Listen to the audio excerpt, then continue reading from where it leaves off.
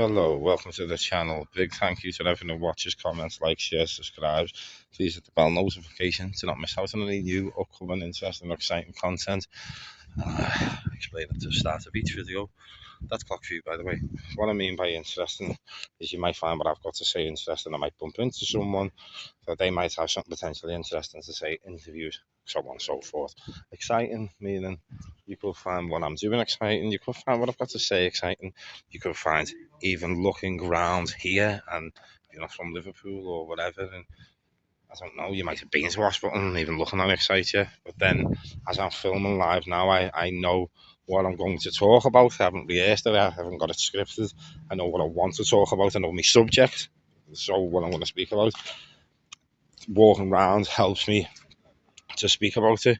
Plus, it gives you something visual to look at on the camera, which is more than just me, like with my face in front of the camera, which sometimes that's the case because I feel like some things it needs that.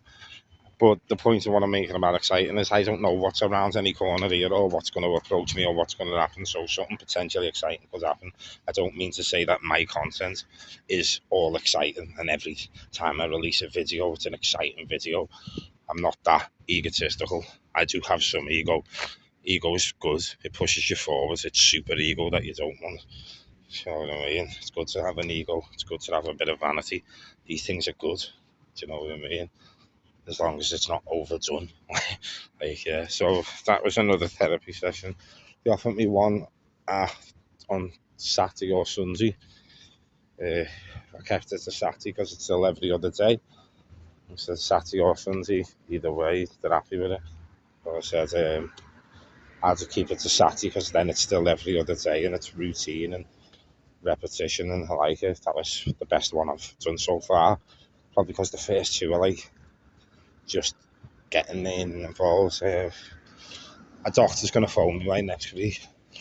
So they're prescribing 2 new medications, which is one of them's I've had before, which they think I need again, which I do anyway. I don't even know why I was took off it, which is metazapine, not peen, and the other one's promethazine. So yeah, so they're open meclizapine as well. Fluoxetine's already got the highest dose of antidepressants. So I'll be on 2 forms of antidepressants and my antipsychotics will be up, and promethazine to aid me sleep because I'm still having racing thoughts at night and put my head on the pillow and my sleep is fluctuating, like I'm not getting enough. And when I'm not getting enough sleep, my psychosis goes about 1,000,000 times worse. But not there and then. It takes time for it to happen. Like when I become really tired, I start getting a bit delusional and paranoid. Paranoia, why did I say it like that? Paranoia is what I meant to say. Like I see shadows and fucking think people are coming through the fucking window to get me, and fucking I think that part of my psychosis is through drugs, like, because that never happened before I fucking started majorly abusing drugs. It didn't even happen off weed, that was crack when it started happening. I've always heard voices, but that never happened, no matter how tired I was. That started happening when I'd spend days up on the crack. You know what I mean? Like I've said on another video, at one point I was literally, swear to God, it's fucking disgusting, speaking, shouting a bin bag. It looked like me dealer. It was like, what the fuck, why are you just standing there? Why won't you move and come down and see me? You don't like me getting served up there, so what the fuck are you just standing there for? Like having this argument, shouting up to it. And when I got up to it, it weren't even a man, it was a bin bag. It weren't even like the size of a man, it was one bin bag on the floor. Like, it's just disgusting what that drug done to me. How I could have been wrote off with that drug, man, because of my mental health issues anyway. I take that again, like, so I am wrote off. It'll be game over. I'll never get out of hospital. Like, I can't take that again for the rest of my life. Okay, and I will be wrote off, completely wrote off. I'll be a write-off, like, game over. Know what I mean? In terms of alcohol and that, and steroids and that, there'll be people that say I'm not in recovery, and that's their truth, and that's fine, you know what I mean? Like, I can have a drink, people can't take it, choose not to. And I'm going into Bridge, and I won't do any of them things in Bridge, which are not hard for me though, like, because I'll get kicked out. But I don't even think in my head, now that I'm going in there and I know I can't, I want one, it literally doesn't fucking ask me, doesn't faze me, because I know it's not for the rest of my life that's the case. It's for a short time, and you know, I am not a person who'll have a pint and fucking go Ronnie and fucking start drinking fucking pint after pint. You'd be lucky if I finished the pint. Do you know what I mean? I only get another one because it took me that long to drink the first one. That the fucking like the quarter of it that's left in the glass tastes like absolute piss. Because it's stuff everyone else is on the third fucking pint and I can't even finish my first one because it's vile. Know what I mean? Look at this here. How minty is this? It's all burnt. I wonder what's in here if I go in here. I reckon I'll find a tent or something. Look at this. If I was on the crack now, this would be paradise to me. Yeah, if I was on bits now, I smoke crack now, this here would be fucking paradise. It'd be like fucking, I've hit the jackpot, baby. Fucking hell. I'm glad I'd lived here when I scored. It like literally lived in here. Look at it. Why isn't there no tent in here or nothing? Why isn't there a punter somewhere? I was half expected to bump into someone. Must be bang on in here or something. There's even a fucking log for you to sit on and smoke pipes. It's weird that. Half expected to. I've been watching the floor as well, so sorry if the camera's a bit shaky because I expected someone to be in here. I'm looking for fucking pins and needles on the floor, which are like, you know what people do. Not like that nail. I mean like a pin. Like a fucking, what people use with. You know what I mean? And that is strange that I've just looked through there, man. I know I went a bit off track then, but looking through there and I expected to see a tent. But there, that's not even a joke, that weren't made as a joke then when I said that. When I went into that, the wind. I need me microphones, you bastards. When I went in there and I said that, I weren't doing it to fucking like, I was genuinely being honest, like, I am genuinely surprised that no one's in there. It must be because that bus stop's so close to it or something. Or there's a subway there, I don't know, but that'd be like Punter's Paradise. You know what I mean? Just would. Even for a tent. Like if you're homeless or something. Fucking hell, you're behind the things, no one can see you. No one be asked if you had a tent in there, I don't think. As long as you never have fucking 60 bunnies walking in, if you just set yourself up in there. It's actually warmer when you walk through because of all the fucking shrubbery and that. But anyway, yeah. See, people can find that potentially exciting. Like I said, fucking hell, because I need to watch what I'm doing sometimes as well. Imagine I walked in and fucking someone was just crazy mental in there, just stabbed me or something, you know what I mean? Sometimes I need to think a bit more. But I don't sometimes. I felt quite safe going in. I just thought that I might see a tent. But yeah. Sorry, the video, I pressed the button like I did that. The therapy's fucking going well. Like I said to them then, I said, fucking hell, I've only been here doing this since Sunday. He said, yeah, because I was asking about the review, because it feels, for some reason, it's because I've got a lot out of it. I'm not saying in a bad way, but it feels like I've been doing it for longer than, this is only my third day of therapy. Do you know what I mean? But because I've also been putting myself out there and going to more meetings and back on my YouTube again, and do you know what I mean? It feels like things have regretted, and like I said, I found God, and well, we found God, or whatever you want to put it. Like, he was already there, and I was already believed, but now it's just, I know what's going on. Like, and I just don't know. It feels like a lot, because a lot has happened in a really short space of time. So my mind's trying to make it as if it's been longer, because usually this amount of revelation and change happens over a much longer period, like, and it takes a lot longer to kick in and for me to have these realizations and these things that happen. This time it hasn't. I think it's because I have finally given myself over. I'm more willing. I'm not I know who I am. I know what I need. I know that, like, things help me. I was speaking to my friend before on the phone, like, all mad things happen, like, just things that are just set to happen. Like there's no such thing as coincidence. It's just speaking to my friends on the bus on the way down here on the phone, and it's just a really good conversation. He's a really good friend, and I'm happy for where his life's going. And he's honest to himself, and he's being honest. And I'm sure he's a year clean now. I think he is a year clean. It might be longer. It might be longer than a year clean.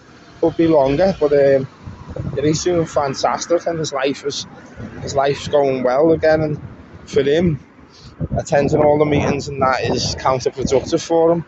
Like for me, it's not. Like I said, I enjoy them, and not only I enjoy them, I get more out of it, lad, because I'm creating content when I come out of them. It's giving me something to talk about. Even if I don't like the meeting particularly, I'll come on YouTube and tell you that I don't like the meeting because of this, that and the other, and I go in with an open mind and willing, and then I'll try it again if it comes out the same, because it's the people in there, there's something that I'm not connecting with. Maybe it's just the building, maybe it's the place where it is, not necessarily that I've scored there or realised. There's all sorts of things that not just triggers that. It might be the smell of something, you just don't like it, you know what I mean? It's not for you, but you've got to still keep giving it a go and try. And then, like, you know, the God loves a tryer. But anyway, I'm back to Brink now because there's an AA meeting at 6 o'clock on the Brink. I'm just every Thursday 6 o'clock. There's also a women's group at 1 o'clock every Thursday in the Brink. Men's group is at 2:30 every Wednesday in the Brink. You can join the Brink Exchange group. You just have to be assessed, and you have to. Your only obligation is you've got to be 24 hours without anything in your body before you come, or 12 hours at least. If you can't show up on drugs or pissed, you've got to come sober. But you will accept you. AA, NA, and that. It won't be ideal to come in drugged up, but they will still let you come in as long as you're not fucking drinking in there or hitting up or bringing cans in with you, because it's not good for the other people in the room. But they won't turn you away, you know what I mean? Even if you fucking was scoring 2 hours before and you want to fucking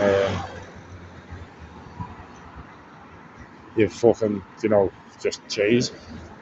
I said, like, I planned on stopping every time. This time I didn't. This time, like, hours before, I was literally saying to someone, I'm enjoying this too much. Couldn't give a fuck. I'm fucking happy. I know it's horrible, but I like it. 2 hours later, every bit of desire that I had to score and smoke crack and do all that was replaced by a desire to fucking get well. And I did. And I looked up and the busy was there and I got nicked. Do you know what I mean? And that's how, you know, shit happens and that. But it's one of them, isn't it? And that was the start. And then I started getting clean, going to the gym, as you can see on the videos if you watch back from the start. But somewhere along that way, I lost my way again. And even though I stayed clean, I was run by ego. I was run by ambition, greed, these things which I didn't really realise were running and dictating my life, because I was doing well. I weren't taking drugs. I looked well. I was fucking taking care of my ma. But inevitably something had to happen, which is God again, like I said, to take me off that path and steer me on the right one. And it happened, and at the time it felt like it was something really negative. But when you look at it in the long scheme of things, it was negative for the positive to come out of it. I had to hit rock bottom before I could work my way back up, yet again. And rock bottom this time weren't me on the pipe with fucking holes in my trainees and about 2 stone. It was me looking fucking phenomenal, which I did, because after fucking being a raging crackhead and then fucking looking the way I do now after like 2.5, 3 months, which was the case. And like being clean and well and getting noticed on channels, and you know what I mean, being acting in people's music videos and having a modelling shoot and fucking being able to have a portfolio and get me acting portfolio back together. It was like, yeah, I was just fucking, do you know what I mean? I was oblivious to fucking what was more important in life. And I was run by that, and like I couldn't see that. I genuinely couldn't see that. Whereas now I can, but it took my rock bottom. That was rock bottom. That was the version of it. So it just shows you, a version of rock bottom doesn't have to mean you're begging on the street and that. Like, you can have everything and still have nothing, if that makes sense. You know what I mean? And I had everything, but at the same time I had nothing inside, just external. Everything was external. I weren't dead on the inside. I wouldn't say dead, I was just numb. and I was numbing myself even more. I replaced my addiction with another addiction to a feeling of fucking everyone like me, and it weren't being true to myself or honest. And finally my eyes are open because I was walking around blind. But yeah. But anyway, thanks very much for watching. Appreciate your time. As I always say, time is precious. So to give me any of yours is it's just truly remarkable. It blows me mind that like even 5 people watch a video and comment, and it's like, oh, you're giving me your time, and this helps me. I'm not shy from saying I'm doing this to help myself. If it helps someone else, great. But I do want the 200,000 subscribers. I do want to get paid off YouTube. There's nothing wrong with that. But that's not what that was. What was I didn't want that to drive me at the start, and because I was honest about it, I didn't think it would drive me. I didn't think that'd be the drive. But just being honest about it weren't enough. It did drive me, yeah, but it weren't enough. I had to give myself over. I had to realise it's okay to want these things, but you've got to be deserving of them. And to be deserving of them means you've got to give yourself over. You've got to be willing to help others. Before you can help others, you've got to be willing to help yourself in the right way, in a proper way. So yeah, thanks for watching. Catch us on the next video. I probably won't do any more today because I'm battering people's heads with videos. But if I feel if I feel the need to do one, or something comes up what I feel like I want to speak about, I'll put one out there anyway. And I know I do a lot of videos and don't have a lot of subscribers, but it's therapeutic for me and it helps me, and like I said, it might help one other person. But again, thanks very much. Love yous all. Have a great day, night, whatever, and catch us on the next video. Peace out.